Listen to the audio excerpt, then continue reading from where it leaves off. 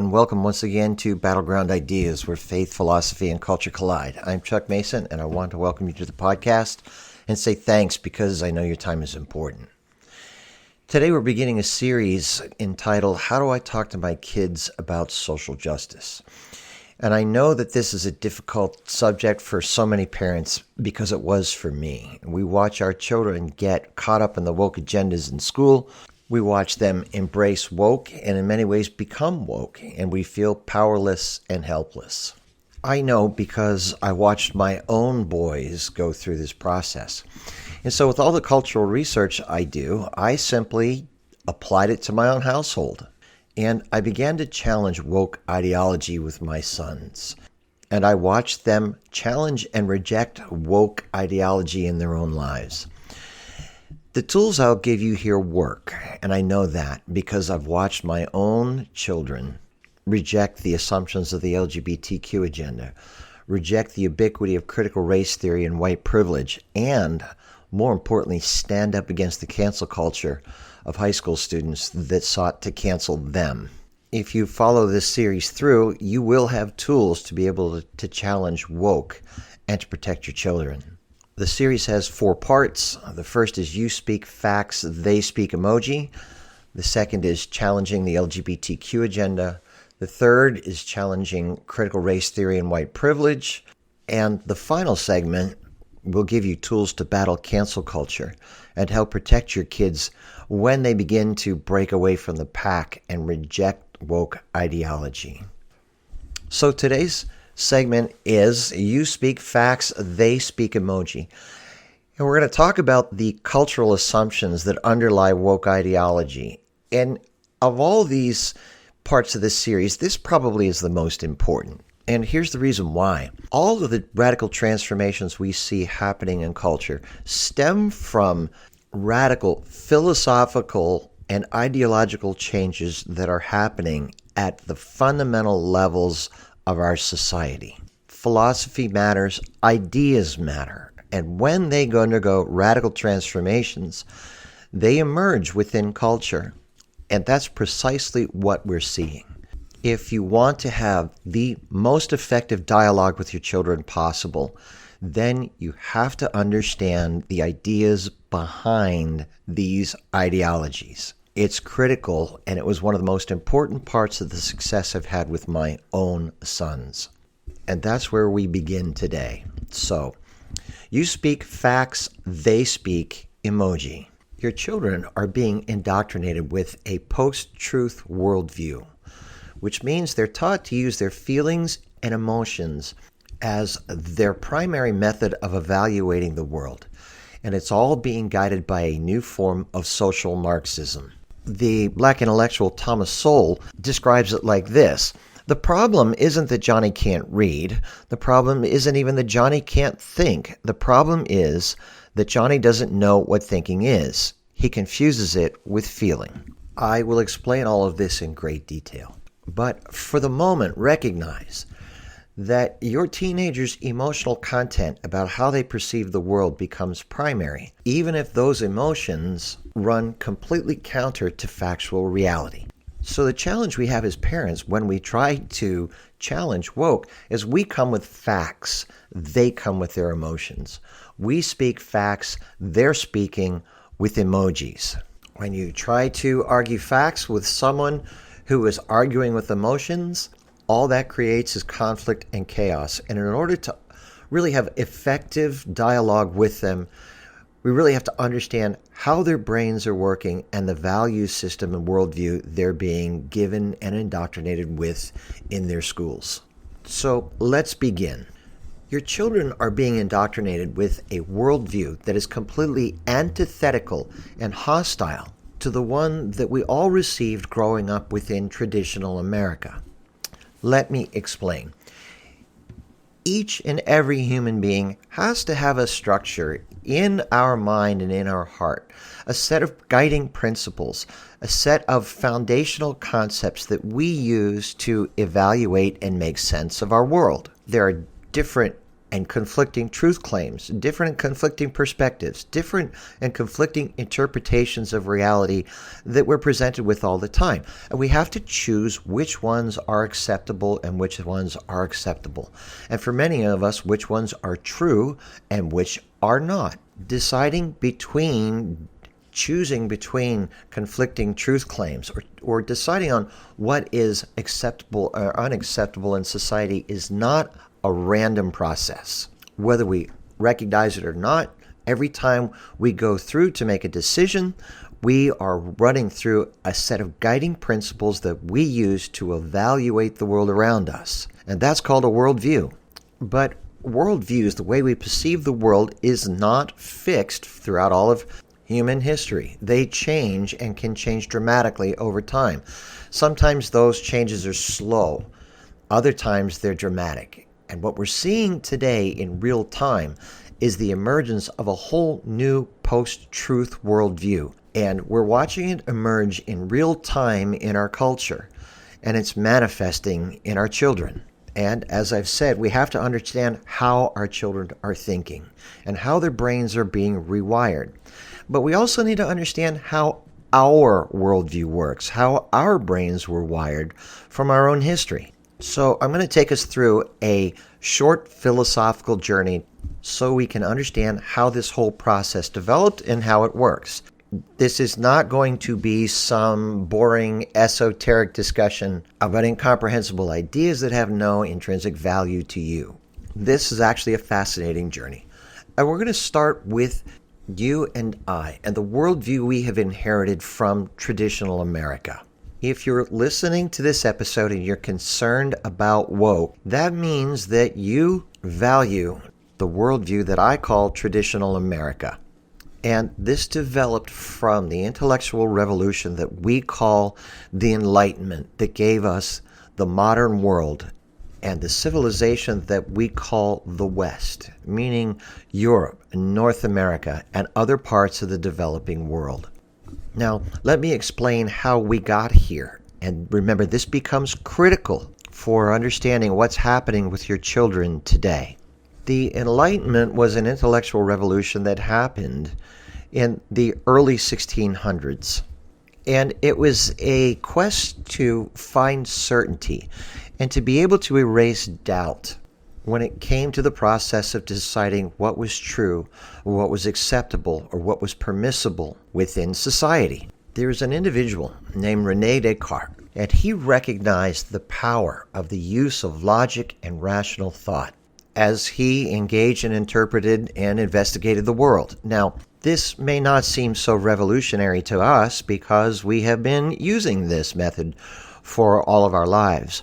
But in Descartes' time, it was radical and it was an incredible transformation. You see, centuries before, Aristotle's rules of formal logic had made its way onto the European continent, and they spread like wildfire. It didn't take long for people to understand the incredible tool that logic and rational thought brought to people as they began to evaluate the world. Descartes understood that it could be a powerful tool in the quest for certain truth as people decided against differing interpretations of reality. Here's how this worked. For Descartes as a European, he was steeped in the power and the influence of the Christian tradition. For Descartes in Christian Europe, all truth, all reality came from God and was founded in him. And since truth came from God, it was objective, meaning that it was self-evident, it was clear, it was certain, and it was undoubtable to all that had a reasonable, rational mind. Descartes said because he could think, and because he knew that he could think, this was undeniable, undoubtable, indubitable truth of God's presence and existence. And from there, Descartes reasoned that if we can begin with self-evident, certain truth, guided by reason, logic, and our rational mind, we could reach certain conclusions and erase doubt. The way this would work is you could take a look at the world, you could observe the world, You could take the self-evident truths, facts, logic, data, observation, to use then logic and rational thought and come to certain conclusions that would be evident to all. This might seem esoteric, but this method, guided by the Judeo-Christian worldview, gave us everything that we have in our modern world today. From the cell phone that you have, the car that you drive, your climate-controlled house, your healthcare, medicine, food, clothing, and even American society, all are a product of this Enlightenment worldview. So let me give you a thumbnail of how this works. Use logic. So let's take an individual like Aristotle. We would say we observe that Aristotle has a Y chromosome. So let's run it through some logical analysis. We would say Aristotle has a Y chromosome. All humans that have a Y chromosome are male. Therefore, Aristotle is male. Or we could say, therefore, Aristotle is a man. Straightforward, self-evident. But that's only half the picture, because science and observation and logic can tell us that Aristotle is a man, but it won't tell us whether Aristotle is a good man. We have to go looking for moral information. We have to go looking for moral guidance to be able to answer the question, is Aristotle a good man? And of course, the Enlightenment came through Christian Europe. And the Enlightenment coming through Christian Europe used the Judeo-Christian worldview and the principles of Scripture for its moral information and moral guidance. And this became the basis for the laws and the moral framework for America. It would work like this. Aristotle has a Y chromosome. Since Aristotle has a Y chromosome, he's a man. And if Aristotle were to be a good man, he wouldn't lie. He wouldn't become an alcoholic. He wouldn't participate in homosexual intimacy. He would be married to one woman. He would be faithful. He would raise his children. He would pay his taxes. He would live up to all of his social and moral responsibilities. And he would obey the laws of American society that were founded on the principles, whether directly or indirectly, from the Bible. This was the basis for America. And for those who might think I have misappropriated this, I will read this to you. We hold these truths to be self-evident, that all men are created equal, that they are endowed by their Creator with certain unalienable rights, that among these are life, liberty, and the pursuit of happiness. Notice what is said here. The first is that truth is self-evident and clearly seen for those who have a rational mind, and that human beings are created, which means they are founded in God and the Judeo-Christian worldview. And if we take a step back, this entire preamble to the Declaration of Independence is itself a loosely formed logical construction. This is the Enlightenment and the modern worldview. And America is the undeniable product of the Enlightenment revolution. So for all of us, this is where we have drawn our worldview. This is where we have drawn our sets of principles by which we evaluate the world to determine what is true, what is right, and what is morally acceptable and unacceptable. The Enlightenment worldview persisted for centuries and radically transformed our world. But there were a growing number of philosophers, particularly in the middle to latter part of the 1800s, who detected a rather serious flaw in the fundamental assumptions René Descartes made. There's a problem here, and although it's theoretical, it's not insignificant. Can you see it? Descartes built his entire framework on the assumptions that truth was self-evident and, in his words, objective and indubitable, meaning certain and undoubtable. And the reality is that truth is not necessarily self-evident to someone who chooses not to see it. And truth, no matter how indubitable or certain and undoubtable any individual might think it is, it can be doubted by another. These philosophers pointed out that truth was not necessarily self-evident, and it certainly was doubtable, and it was not certain, particularly by anyone who chose to doubt and felt they had good reason to doubt. Therefore, Descartes' entire structure was built upon false premises, which meant that the Enlightenment and modern thought was nothing more than a lie, concocted by those who built a grand story to be able to control and manipulate to gain advantage. Sound familiar?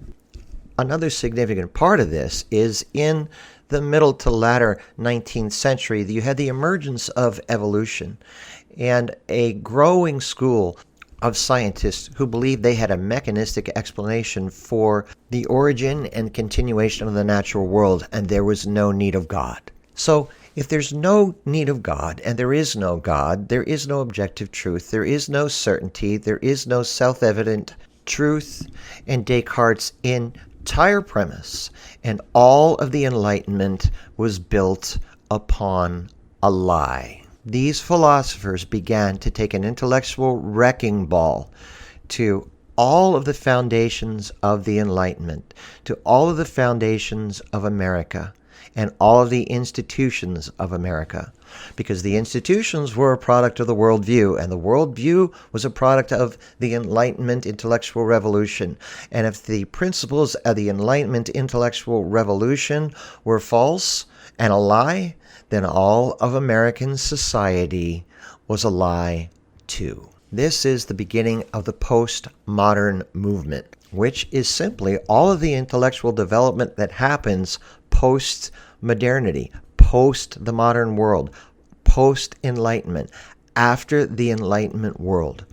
And the most important thing to recognize here is that the postmodern movement was a movement of what we call deconstruction. It's set to destroy everything the Enlightenment stood for because it believed the assumptions of the Enlightenment were completely flawed, and therefore everything that followed after it was completely flawed also. The postmodern movement is a very diverse and complex philosophical movement, but there are two things that are critical for us to understand as it relates to what our children are going through. There are two take-home messages that open the door to this new post-truth Marxist era that's indoctrinating our children. The first is the rejection of the use of logic. Because if Descartes' assumptions were incorrect, then logic is just a tool that was used as a form of manipulation. In the eyes of postmodern philosophers, flawed logic and information and flawed assumptions were used to defend positions like slavery, the horrible treatment of Native Americans, denying women the right to vote or own property. As a result, logic was no longer seen as a tool that had any value, but as a coercive instrument used by people to force agendas built upon lies down on people as a tool of oppression. The second was the influence of the Judeo-Christian worldview on all of American society. If one holds to scientific materialism and the removal of God from the universe, then biblical truth is not, in fact, truth. And the Judeo-Christian worldview is simply a myth. And American morality, built on biblical principles, were simply principles used to prop up myths about gender roles, about the importance of marriage between, quote, a man and a woman. It was intellectual fodder to create narratives about patriarchy, slavery, and the oppression of the LGBTQ community. So logic and the Judeo-Christian worldview become tools of oppression, exploitation, and subjugation. And all of Western society was built upon myth and lie. A grand story, a meta-narrative that must be torn down, that must be destroyed, and a new society brought forth in its place. Sound familiar? This is the root of what your children are experiencing. And this is why I say ideas and philosophy are critical. Those aspects of our current culture that we find so challenging. Critical race theory and white privilege, LGBTQ agenda, cancel culture, open borders, or this concept of climate crisis. These are a product of worldviews and of philosophical positions, which is why it is critical to understand these philosophical frameworks to be able to dialogue and effectively challenge these parts of society. Which brings us to our children and their post-truth Marxist worldview. It is absolutely critical to note that the postmodern philosophical revolution was nothing more than an intellectual wrecking ball set to dismantle the Enlightenment worldview in the modern world. But it didn't create anything in its place. Essentially, what it did is it came through and it wrecked the foundations for our understanding of knowledge and morality. It chose to crush them, to create nothing but dust and rubble. But it didn't propose any new structures or any new worldview to replace it with. And this is critical. People cannot live without a set of guiding principles that allow us to understand truth and information and to give us moral content to guide us through life. If anybody looks at you and says there's no such thing as truth or morality, they're lying. They can't live that way. And if you want to prove it, go to their house and take their stuff. Tell them there is no morality and that your interpretation of the world means that you get to take what you need and repurpose the rest of their possessions to others who might need it too. And guess what? You'll get hit with a set of moral principles in a heartbeat. So humanity was forced to cobble together a new worldview, a new set of guiding principles and moral information to guide it through life.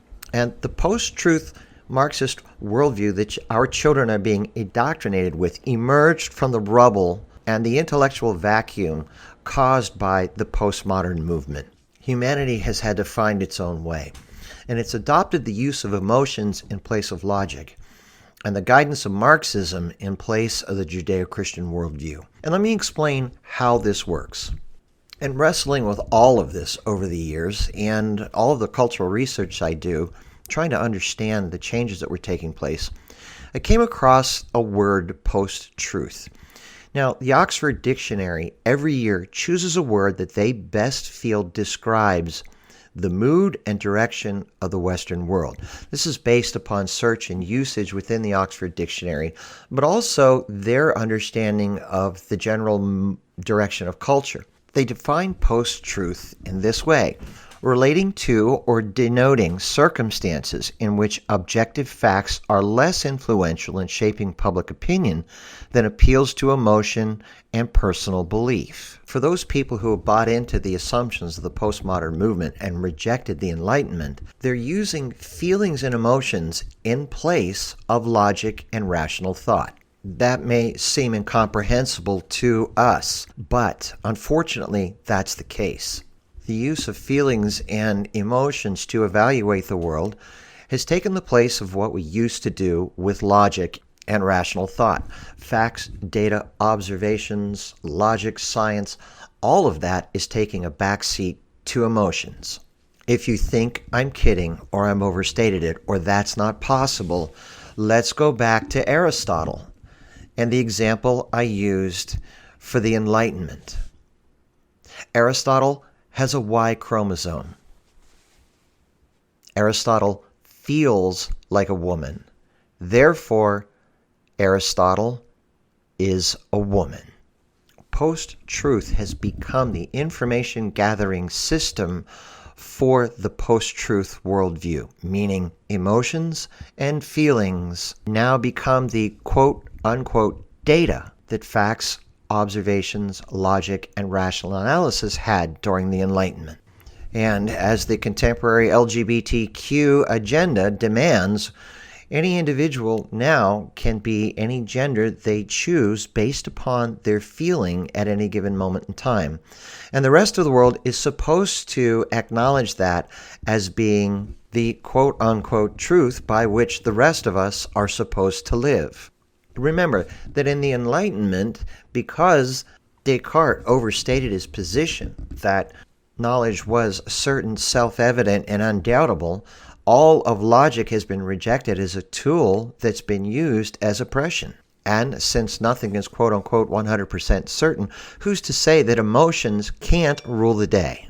Right now in our culture, it's a battle between logic and facts, emotions and feelings, which is why you speak facts and they speak emoji. But the use of feelings and emotions in place of logic and rational thought is only half the equation from our worldview. The people who reject the Enlightenment worldview in traditional America need a source of moral content and information to guide them. This is why so many people who have bought into the postmodern destruction of traditional America have turned to Marxism for their moral content and guidance. Marxism is a theory that proposes the way that societies are structured results in exploitation and oppression and victimization.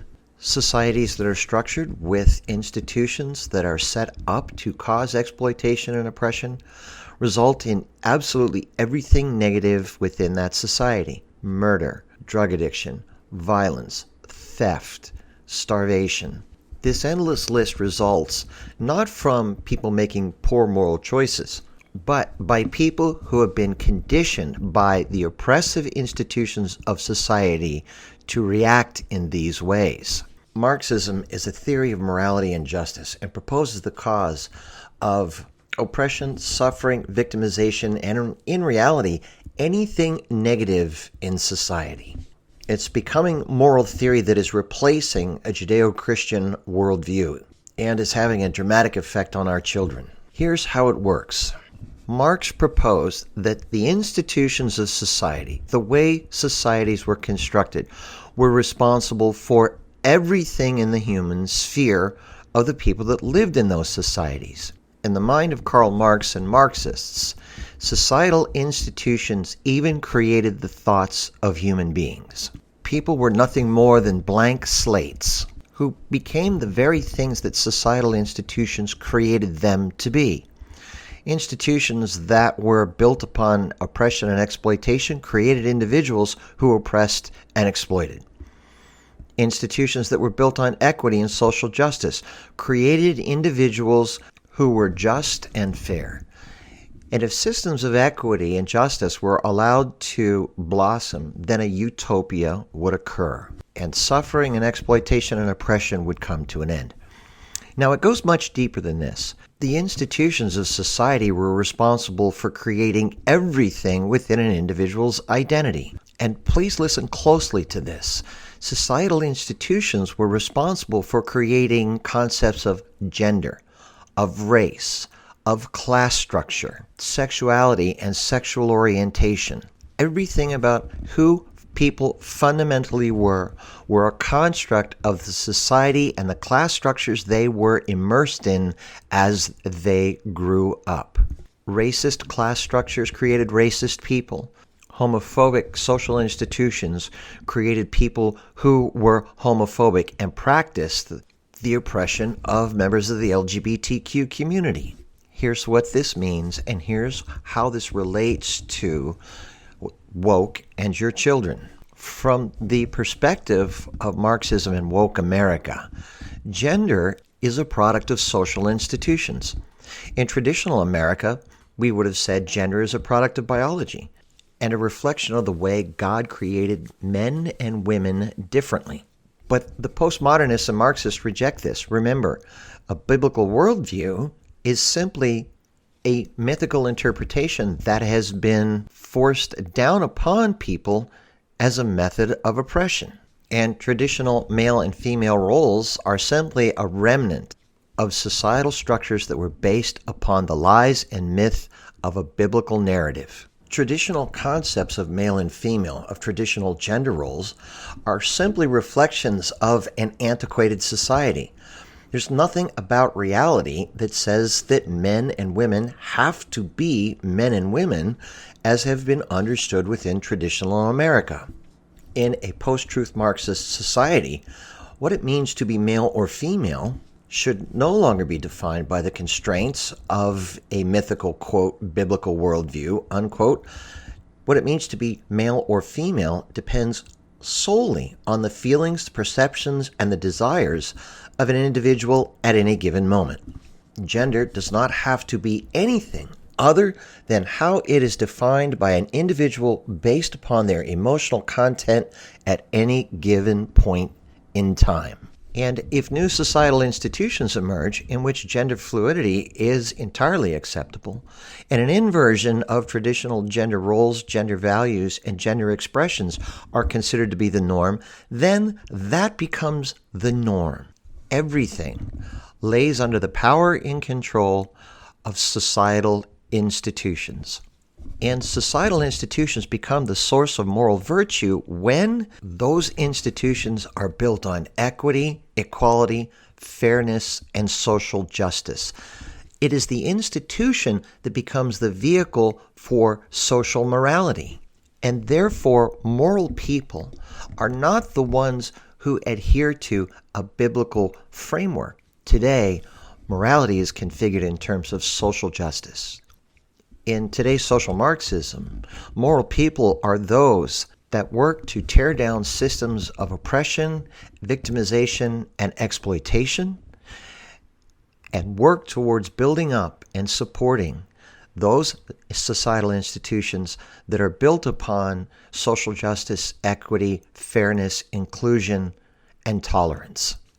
So here is how the contemporary post-truth Marxist worldview works. Aristotle has a Y chromosome. Aristotle feels like a woman. Therefore, Aristotle is a woman.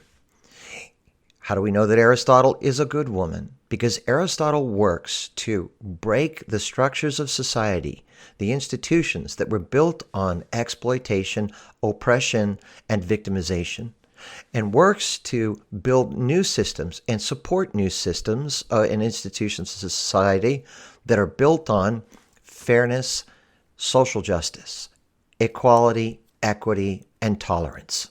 All of the restrictive thou shalt nots of Judeo-Christian morality are gone. They have been deemed oppressive systems of the past that kept people from the rights and freedoms to self-expression and self-discovery. Today, anyone is free to consume whatever drugs they want, consider their gender to be whatever they want in the moment, to have limitless freedom for whatever forms of sexual expression and gratification they choose.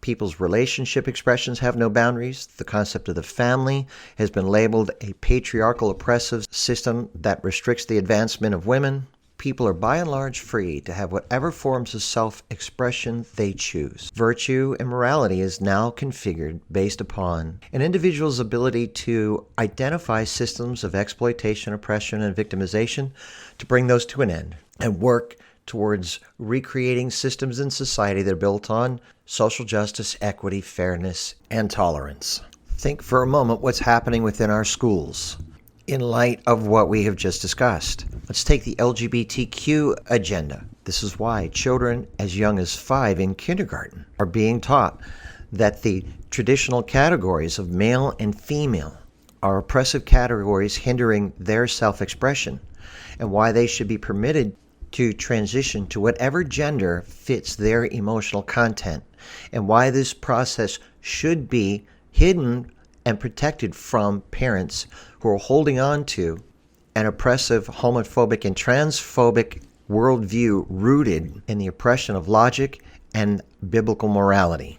This is why critical race theory has become the paradigm for nearly every subject in school, which teaches that it was the systems and institutions of America that were set up upon slavery from the very beginning, going back to 1619 when the first African Americans arrived in America. And white America is unable to see the hidden bias, the implicit bias they have towards perpetuating systems of racism and racism in every interaction of American society. This is the woke worldview. It is a post-truth Marxist worldview that emerges from the rubble of the postmodern movement and seeks to upend and overturn every aspect of social architecture that came from what it considers to be the failure of the oppressive Enlightenment worldview that created the modern world and America. And public education and our children have become ground zero in this war of competing worldviews. As we move forward through the next 3 sections, our understanding of how these agendas work will be seen through the lens of this worldview, because it's the worldview that's given rise to these ideologies. As I bring this episode to a close, it's critical to recognize that you speak facts, they speak emoji. They are being given a worldview that is absolutely diametrically opposed to the worldview that we hold, that has given us the modern world. And as a result, if you try to do typical methods of argument from logic or facts or history, you're going to find that these don't work. Your kids are going to react with far more heat than light. I know because I argued with mine. And I argued with them out of fear and concern and a feeling of helplessness. That is until I began to take a new approach with my sons and to engage them through relationship, engage them through questions, engaging them by pointing out the inconsistencies in the arguments for critical race theory or the LGBTQ agenda, or the destructive nature of, quote, their friends who are now turning on them within cancel culture. I couldn't argue them out of any of these positions. But what I could help them do is to guide them through a process where they could analyze what was going on and then have them face up to the internal contradictions of these ideologies and how those internal contradictions were ultimately going to affect them and their world. I was able to do it because I understood this post-truth Marxist worldview inside and out. And I understood the ideologies inside and out. And that's what I want to do for you. If you journey through this process, if you listen to each one of these episodes in the series, I'll give you the information you need and the tools and the strategies for conversation where you can begin to do the very same process. It takes time, but it works. If you're willing to spend the time to learn and become equipped with the tools you'll need. And that's what Battleground Ideas is here for. Thank you once again for your time. You can reach me at chuck@battlegroundideas.com. And as always, we ask you to like and share this podcast. Thank you and God bless.